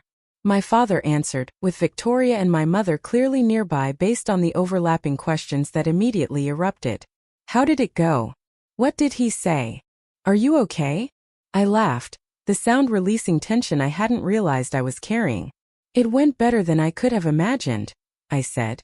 Warren's investing $15 million with terms that let Jamie and I retain control. We're announcing the partnership in mid-January. The speaker erupted with congratulations and questions, my mother's voice cutting through with uncharacteristic emotion. Alex, I'm so proud of you. Genuinely deeply proud. Not because of the money or Warren Buffett's name, but because you built something that matters and you never gave up even when we gave you every reason to doubt yourself. Her words hit harder than I expected, tears I'd been holding back since the meeting finally spilling over. Victoria's legal mind immediately activated, asking practical questions about the partnership documents and whether she could review them. Not as your sister, she clarified, but as an attorney who wants to make sure these terms actually protect your interests the way they should. I appreciated the boundary she was drawing, the professional distance that kept her support from feeling like intrusion. My father was quieter, but when he spoke, his voice was thick with emotion. Your mother and I have been talking, he said, about a lot of things but especially about the years we spent not seeing you clearly. I know one good meeting doesn't erase that history, but I hope you know we're committed to doing better. To actually knowing you instead of projecting our expectations onto your life. The conversation lasted another hour, practical questions mixing with emotional processing, all of us navigating this new dynamic where they actually understood what I'd built, and I was learning to trust their interest as genuine. The next few days passed in a blur of activity. Jamie and I reviewed the partnership documents with Victoria, who confirmed they were not just fair but unusually favorable for an early-stage investment. Our patent attorney expedited the applications, confident that Berkshire Hathaway's backing would help navigate the complex approval process. We scheduled a company meeting to announce the investment to our team, watching their reactions range from stunned silence to actual tears of relief and joy. The cramped office that had been our home for 4 years suddenly felt too small to contain the possibilities expanding around us. My mother reached out through official channels, asking to schedule a meeting with Jamie about the community outreach consultant position. I appreciated that she went through proper channels instead of leveraging our family connection, respecting the boundaries we discussed on Christmas morning. Jamie met with her twice, coming away impressed despite their initial skepticism. She actually knows this stuff, Jamie reported after the second meeting. The advocacy strategies, the community engagement approaches, it's not theoretical for her. She has decades of experience we'd be stupid not to utilize. Helen officially joined the company in early January, starting with a project to identify communities that would benefit most from affordable renewable energy storage. She worked from home mostly, coming into the office for weekly meetings with Jamie, maintaining professional distance that felt deliberate and appropriate. When she did come in, I watched her interact with the team, seeing a version of my mother I'd never known existed. She was engaged without being controlling, knowledgeable without being condescending, passionate about the work in ways that reminded me uncomfortably of myself. Victoria connected our company with environmental law specialists at a firm she'd been consulting with, then surprised everyone by announcing she was leaving her corporate position to focus full-time on sustainable technology legal work. "Life's too short to build a career that doesn't mean anything," she told me over coffee. "Watching you defend what you'd built, it clarified that I've been playing it safe for too long." The announcement of Berkshire Hathaway's investment happened on January 15th, coordinated through both companies' public relations teams. The press release hit business news outlets first, then rippled out to mainstream media as journalists recognized the significance of Warren Buffett backing renewable energy storage technology. My phone exploded with interview requests, investor inquiries, and messages from people I hadn't heard from in years suddenly interested in reconnecting. Jamie and I had prepared for media attention intellectually, but experiencing it was overwhelming in ways we hadn't anticipated. Suddenly, the invisible work of 4 years was hypervisible, examined and analyzed by people who'd never heard of me or our technology before yesterday.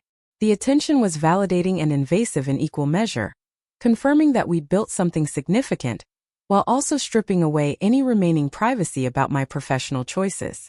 The response from my extended family was particularly interesting. Aunt Diane sent a long email about how she'd always believed in me, revising history so thoroughly I almost admired her commitment to the fiction.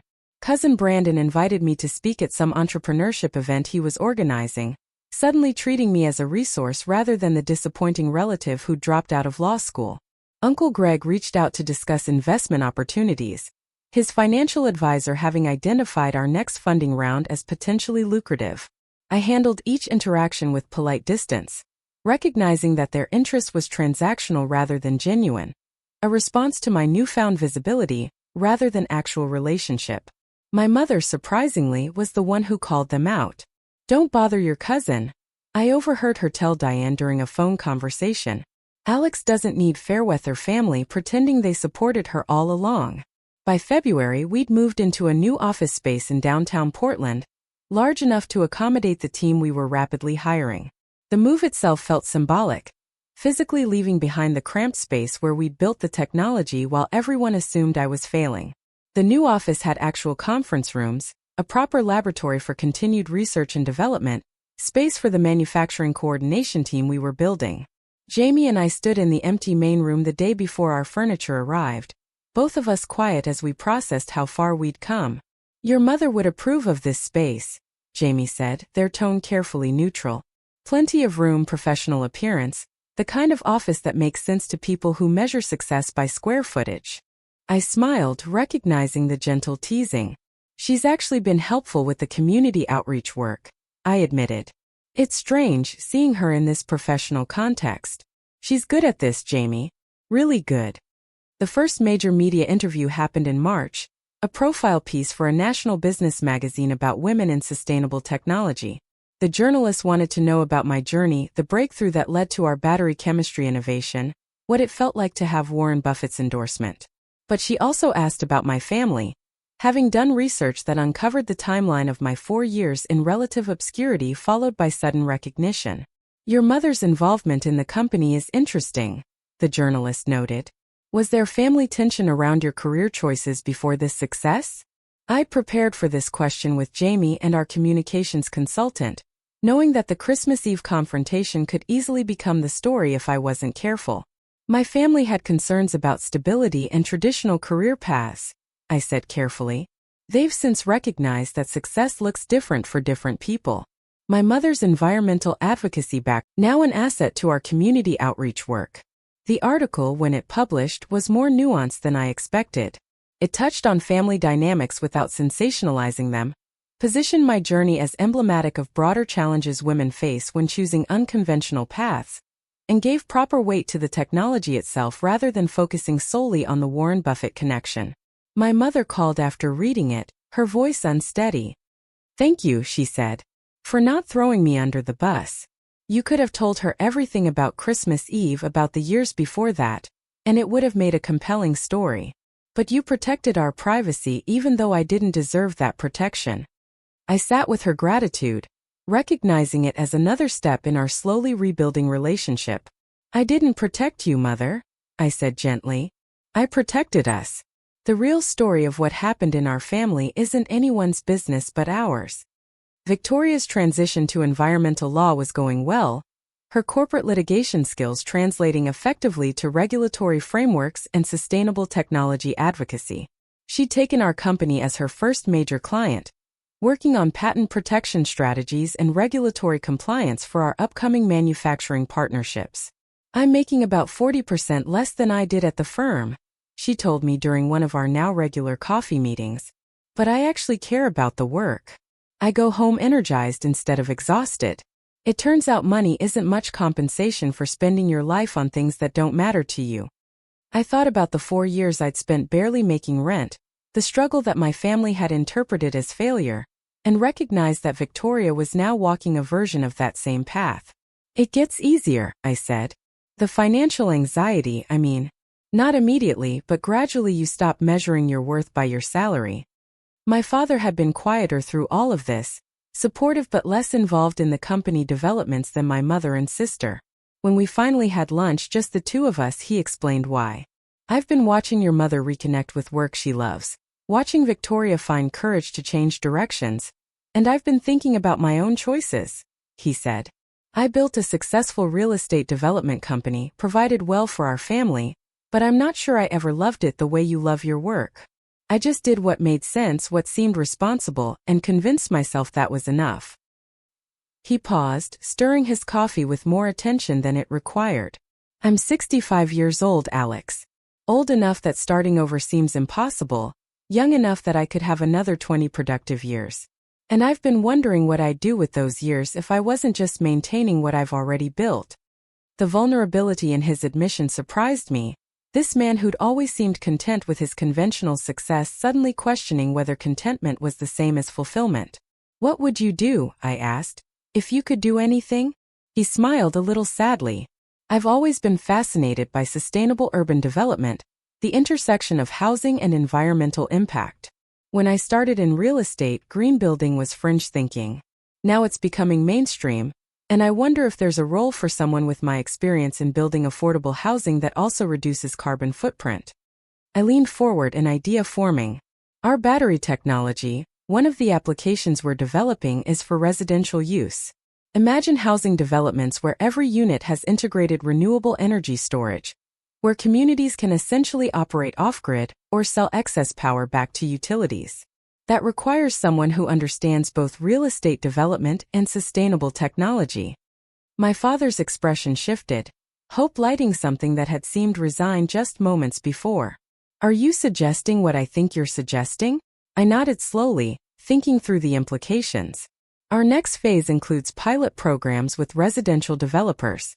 We need someone who can bridge the gap between our technology and practical housing applications, someone developers will take seriously because they speak the same language. Dad, you could build the housing developments you wish had existed when you were starting out, integrating our technology from the ground up." The possibility seemed to energize him in ways I'd rarely witnessed, this man who'd been passively supportive suddenly becoming actively engaged with reimagining his own path. We spent the rest of lunch mapping out what this might look like, how his experience could complement our technology, what pilot programs might demonstrate the viability of sustainable residential energy independence. By spring, my family's involvement in the company had evolved into something that mostly worked despite occasional complications. Helen ran community outreach with competence that impressed even Jamie's initial skepticism, connecting with local governments and environmental groups, identifying communities where our technology could make immediate impact. Victoria's legal work protected our intellectual property and navigated regulatory requirements across multiple states as we expanded manufacturing partnerships. My father had officially retired from his real estate company and joined us as a consultant for residential applications, bringing credibility and connections that opened doors with housing developers who might have dismissed a pure technology startup. The boundaries weren't always clean, family dynamics sometimes bleeding into professional interactions, but we'd established processes for addressing tensions before they undermined the work. The first major manufacturing partnership was finalized in June, A deal with an established battery producer that would scale our technology to commercial production volumes. Jamie and I flew to their facilities in Nevada, walking through the plant where our chemistry would soon be manufactured at scales we'd only theorized about in our cramped original office. "This is what it was all for," Jamie said, watching assembly lines that would soon be producing our battery systems. Every failed prototype, every maxed-out credit card, every person who thought we were crazy, it all led to this.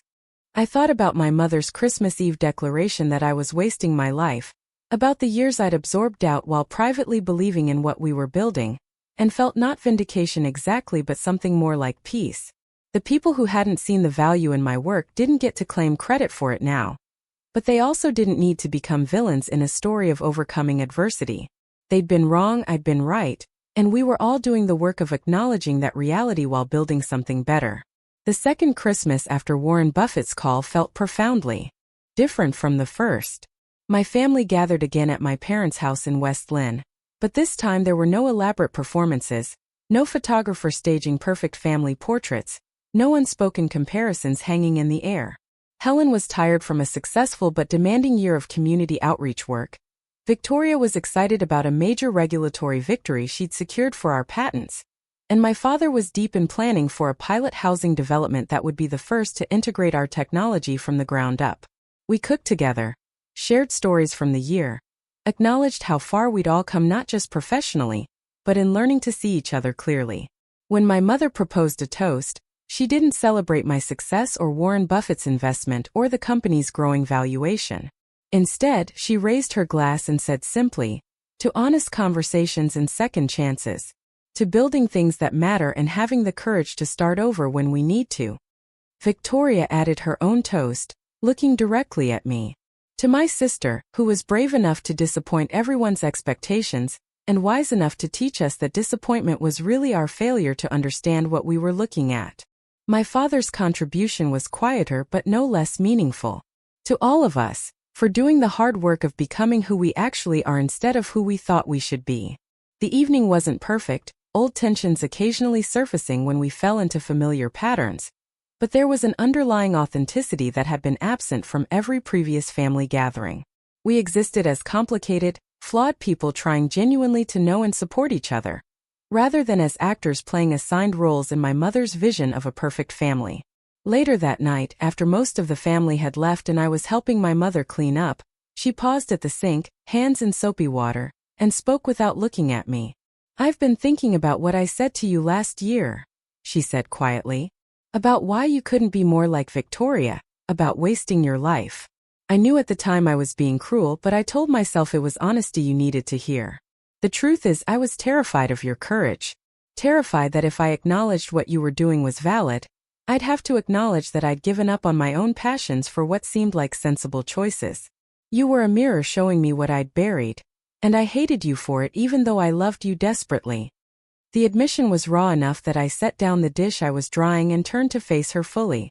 "Mother, you don't have to keep apologizing. We've both moved forward." She shook her head, finally meeting my eyes. "I'm not apologizing again. I'm explaining because I want you to understand it was never really about you. Every criticism, every comparison to Victoria, every suggestion that you needed to be more practical, it was all me projecting my regrets onto your choices. And the worst part is, even when I was saying those terrible things, part of me was desperately proud of you for having courage I'd never managed."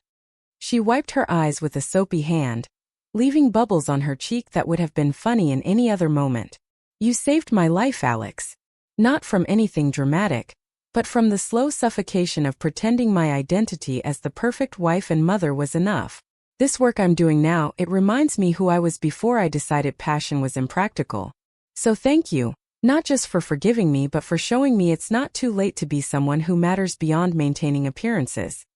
The cleanup finished in comfortable silence, both of us processing a year that had transformed not just my professional life, but our entire family's understanding of success and fulfillment. As I was leaving, my father pulled me aside for one of his quiet, meaningful conversations. "Your mother's not wrong about you saving her life," he said. "But you also saved mine in a way. Watching you build something you cared about while everyone doubted you, it made me question whether contentment with conventional success was the same as living fully. I spent 40 years building a company that provided security but not meaning, and I'd convinced myself that was what responsible adults did. You proved that responsibility and passion aren't opposing forces, that maybe the most responsible thing is building a life that actually matters to you. He hugged me tightly, this man who'd loved me quietly through years of family dysfunction, who'd never been brave enough to defend me but was now brave enough to change his own life. I'm proud of you, kid. Always have been, but now I'm brave enough to say it out loud.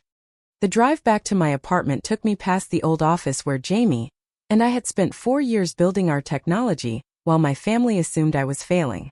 The space was dark now, occupied by some other startup chasing their own unlikely dreams, and I felt a wave of affection for that cramped room and everything it represented. The doubt and determination, the late nights and early mornings, the moments of despair and breakthrough, all of it had been necessary to arrive at where I was now. Not just professionally successful, though that was undeniably satisfying, but free from the weight of other people's expectations. I'd built a life that made sense to me, proven that my instincts were sound, and in the process had helped my family members reconnect with their own abandoned dreams and suppressed authenticity. My phone buzzed with a text from Jamie, who'd spent Christmas with their own complicated family. Survived the Morgan family gathering? Everyone still speaking to each other? I smiled, typing back. Survived and actually enjoyed most of it. Turns out honest conversation and mutual respect make family gatherings significantly less painful. Revolutionary concept. Their response came quickly. Who are you and what have you done with my cynical business partner? I laughed out loud in my car, feeling lighter than I had in years. The truth was I wasn't cynical anymore, at least not about my family. They were still flawed and complicated, still capable of falling into old patterns when stressed, but they were trying. Helen was building meaningful work after decades of performing perfection. Victoria had chosen purpose over prestige in her career. My father was reimagining his final working years around sustainability, instead of just maintaining what he'd built. And I had learned that proving people wrong was less satisfying than helping them see clearly what had been there all along. The company continued growing through the next year, our battery technology moving from pilot programs to commercial deployment, manufacturing partnerships expanding across multiple continents, media attention becoming something we managed rather than something that overwhelmed us. Jamie and I remained the heart of the operation, but we'd built a team around us that shared our vision and values, people who cared about environmental impact as much as profit margins. My family's involvement remained mostly positive, occasional tensions resolved through the honest communication processes we'd established. Helen's community outreach connected our technology with populations that needed it most, prioritizing impact over markets that would generate fastest returns. Victoria's legal work protected not just our patents but the integrity of our mission, ensuring regulatory frameworks didn't compromise environmental benefits. My father's residential pilot programs demonstrated that sustainable energy independence could be affordable and practical for average homeowners, not just wealthy early adopters. 2 years after Warren Buffett's Christmas Eve phone call, I was invited to speak at a renewable energy conference, sharing our journey from cramped office to commercial viability. The audience was full of other entrepreneurs and scientists working on climate solutions, people who understood the particular challenge of building something meaningful in a world that often prioritized short-term profits over long-term impact. During the question and answer session, someone asked about dealing with skepticism from family during the early uncertain years. I paused, thinking about how to answer honestly without oversharing personal details that weren't relevant to professional context. My family didn't understand what I was building for a long time, I said finally. They were concerned about stability and conventional success markers, and they expressed those concerns in ways that were sometimes hurtful. But their doubt was rooted in love and fear, even when it didn't feel that way. The breakthrough in our relationship came when they saw me succeed on my own terms and realized their definition of success had been too narrow. I continued, feeling the emotional weight of the journey even as I tried to keep my tone professional. What I learned is that you can't make people understand your vision before you've proven it, and you shouldn't waste energy trying. Build what you believe in, find partners who share your values, and trust that the people who matter will eventually see what you've created. Some of them will apologize for doubting you. Some will revise their memories to pretend they always believed. And some will simply show up differently in the present without explicitly acknowledging the past. All of those responses are okay if you've done the internal work of validating yourself independent of their approval. The audience was quiet, and I realized I'd gone deeper than typical conference Q&A warranted. But several people approached me afterward to share their own stories of family skepticism and eventual recognition. That evening, I video called with Jamie, both of us in hotel rooms in different cities, our expanding company requiring more travel than we'd anticipated. I got emotional during the Q&A today, I admitted. Someone asked about family skepticism, and I basically gave them my entire psychological journey instead of a professional soundbite. Jamie grinned, their face pixelated on my laptop screen. Good. The professional soundbites are boring anyway. People need to hear that building something meaningful is emotionally complicated, that family dynamics don't neatly resolve just because you succeed, that vindication feels different than you imagine when you're in the middle of being doubted. We talked for another hour, mapping out the company's next phase, discussing new applications for our technology, planning for the day when we could step back from daily operations and focus on research and development again. The business side of success required attention and energy, but our hearts were still in the laboratory, in the problem-solving and innovation that had driven us from the beginning. 3 years after that Christmas Eve phone call, our company was valued at over $300 million, employed 200 people across 4 countries, and had deployed battery storage systems that were reducing carbon emissions by measurable amounts. Warren Buffett remained an involved investor and occasional advisor, his initial confidence in our technology vindicated many times over. My family's involvement had evolved and stabilized, each of them finding their niche within or adjacent to the company, contributing in ways that felt authentic rather than obligatory.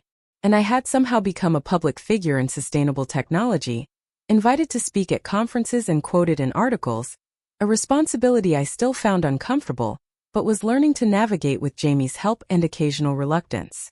The success was real and significant, but what mattered most to me wasn't the valuation or media recognition or even the environmental impact, though that was profoundly meaningful. What mattered was that I'd trusted my instincts when everyone around me suggested I was wrong, built something I believed in despite years of doubt, and in the process had helped the people I loved most reconnect with their own abandoned dreams and authentic selves. My mother was happier and more engaged than I'd ever seen her. Victoria had built a legal career that aligned with her values. My father was designing sustainable housing developments that integrated our technology from conception, and I was living a life that made sense to me, surrounded by work that mattered and relationships that were honest, even when they were complicated. On the 4th anniversary of Warren Buffett's call, my family gathered again for Christmas, this time at a cabin my parents had rented in the mountains. The setting was beautiful and unpretentious, snow falling outside floor-to-ceiling windows, a fire crackling in the stone fireplace, and none of the elaborate decorations or performances that had characterized my mother's previous holiday gatherings. We cooked together, played board games, told stories, and existed as people who genuinely enjoyed each other's company, rather than as actors fulfilling assigned roles. At some point during the evening, Victoria pulled out her phone and showed us a photo from that Christmas Eve 4 years earlier, the family portrait where my mother had positioned me in the back row, partially hidden. We all looked at it quietly, seeing clearly what we'd been then and recognizing how far we'd traveled. Should we recreate it? My father suggested. Same positions, but now everyone knows what Alex built? I shook my head, understanding the impulse but recognizing why it wouldn't work. No, I said gently. That photo represents a version of our family that doesn't exist anymore. We don't need to recreate it ironically or reclaim it symbolically. We just need to keep building the version of us that's actually real. My mother, who'd been quiet during this exchange, spoke up with uncharacteristic emotion. Alex is right. That photo was my attempt to create an image of family perfection that required making my daughter invisible. I don't want to recreate that even as a joke. I want to take a photo where everyone is visible, where we're arranged by affection rather than hierarchy, where the image reflects who we actually are rather than who I thought we should appear to be. We took that photo, all of us together, no one hidden or diminished, captured by my father's phone timer while we laughed at our awkward posing. It wasn't a perfect photo, technically speaking, but it was honest in ways the staged portrait from 4 years earlier had never been. When I looked at it later, I didn't see success or vindication or transformation. I just saw my family, complicated and imperfect, and trying genuinely to see each other clearly. That was the real achievement. Not the company valuation or Warren Buffett's investment or the media recognition, but the slow, difficult work of building authentic relationships from the wreckage of years of misunderstanding and hurt. The Christmas party where my mother had declared me unsuccessful felt like a lifetime ago. A moment that had shattered something that needed to break, so we could build something better from the pieces. Up next, you've got 2 more standout stories right on your screen. If this one hit the mark, you won't want to pass these up. Just click and check them out.